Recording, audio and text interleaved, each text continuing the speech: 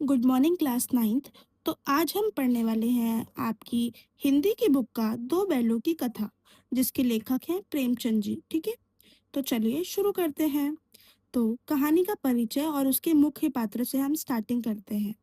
तो झूरी और उसके बैल, ये कहानी जो आप पूरी पढ़ रहे हैं ये किसके ऊपर बेसिस है? ये झूरी के जो दो बैल हैं हीरा और मोती, उनके बारे में बताया गया है।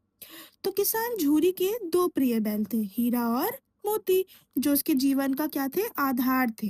उसके बाद हम पढ़ते हैं बैलों की विशेषताएं, मतलब कि हीरा और मोती किस प्रवृत्ति के थे, कैसे थे। हीरा और मोती मेहनती थे, समझदार और एक दूसरे के सच्चे मित्र थे।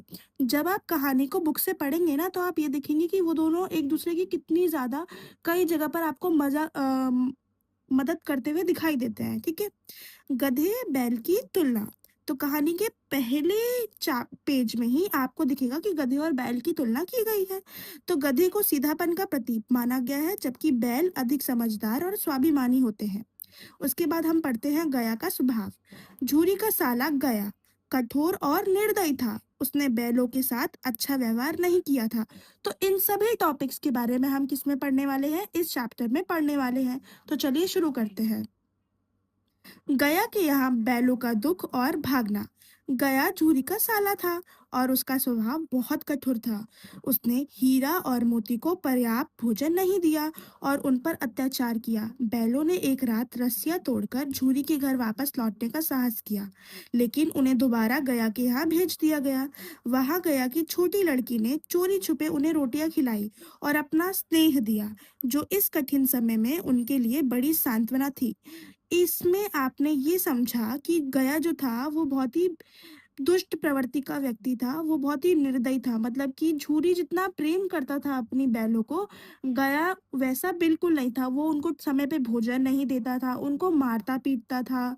और गया की जो पुत्री थी, उसने उनको प्यार करने की कोशिश करी, उनको दो टूक रोटियां खिलाई, तो इससे जो दोनों बैल थे वो दोनों क्या हो गए? ममतामयी हो गए। उस लड़की के लिए उनका प्रेम जो था वो बहुत स्नेह में बदल गया। ठीक है। उसके बाद आगे हम पढ़ते हैं कठिनाइयाँ और स्वतंत्रता की लड़ाई। तो इसमें जो है किस तरह से बार बार हीरा और मोती को कैद कर लिया जाता था और वो बार बार ही अपनी स्वतंत्रता की लड़ाई लड़ते थे। तो इसके बारे में हम पढ़ेंगे। ठीक है। पकड़ा जाना। खेतों में घूमते हुए पकड़े गए और पशुशाला में बंद कर दिया गया। ठीक है। उसके बाद काजी हाउस के बारे में पढ़ेंगे कि काजी हाउस में बंद होकर भूख और कठोर परिस्थितियों का सामना किया। भूख और कष्ट, बिना भोजन और पानी के रहकर असहनीय कष्ट सहते रहे। मुक्ति का प्रयास, अन्य पशुओं को मुक्त कराने का साहसी प्रयास किया और वहां से भाग निकले। कसाई से मुक्ति और घर वापसी।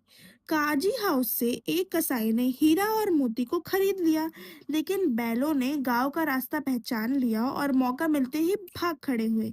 मोती ने अपने सींगों से कसाई को डराकर भगा दिया। अंततः दोनों बैल सुरक्षित झूरी के घर वापस पहुंचे। झूरी ने उन्हें गला लगाया और उनकी आंखों में खुशी के आंसू थे। मतलब कि जब काजी हाउस में उनको बंद किया गया था ना, हीरा और मोती को, तो फिर जब वहां से उनको बेचने के लिए बाहर निकाला गया, तो वहां से उनको अपने घर का रास्ता याद आ गया और वहां से वो दोनों क्या हो गए? घर की तरफ फरार हो गए। और झूरी जो कि उनका असली मालिक था, उसने अब जब अपनी दोनों बैलों को देखा, तो वो जो है दोनों ही जो है स्नेह में आतुर हो गए। दोनों की सबकी आंखों में क्या आ गए? आंसू आ गए। ठीक है। अब इस कहानी में हमें मुख्य संदेश क्या मिलता है? पहला मिलता है मित्रता का महत्व। जैसा कि मैंने आपको स्टार्टिंग में ही बताया था कि हीरा और मोती में असीम प्रेम था। दोनों क्या थे? सच्चे दोस्त थे। हमें यह सिखाते हैं कि सच्चे मित्र हर कठिनाई में साथ देते हैं। दूसरा हमने इसमें पढ़ा स्वतंत्रता और आत्मसम्मान। बैलों का संघर्ष यह दर्शाता है कि स्वतंत्रता और आत्मसम्मान सबसे अमूल्य है। मतलब सबसे पहले हमारे लिए प्राथमिकता क्या है? हमारी स्वतंत्रता सबसे ज्यादा प्राथमिक है। उसके बाद दया, निष्ठा और समर्पण, कि कैसे हीरा और मोती अन्य जानवरों पर जो कि काजी हाउस में बंद थे, उनको कैसे उन्होंने मुक्त कराया। तो ये क्या दिखा रहा है? दया दिखा रहा है, निष्ठा दिखा रहा है, और अपने मालिक के प्रति वैसे कैसे वो समर्पित थे, इस चीज को दिखा रहा है। तो पशुओं के प्रति प्रेम, सच्ची निष्ठा ही जीवन का सबसे बड़ा मूल्य है। ठीक है। तो इससे हम क्या निष्कर्ष निकालते हैं? यह कथा केवल 2 बैलों की नहीं बल्कि प्रेम, निष्ठा और स्वतंत्रता की कहानी है। पशुओं में भी मनुष्य जैसी भावनाएँ होती हैं। वे भी प्रेम करते हैं, दर्द महसूस करते हैं और अपनेपन को पहचानते हैं। सच्चा प्रेम और अपनापन सबसे बड़ी शक्ति है, ठीक है?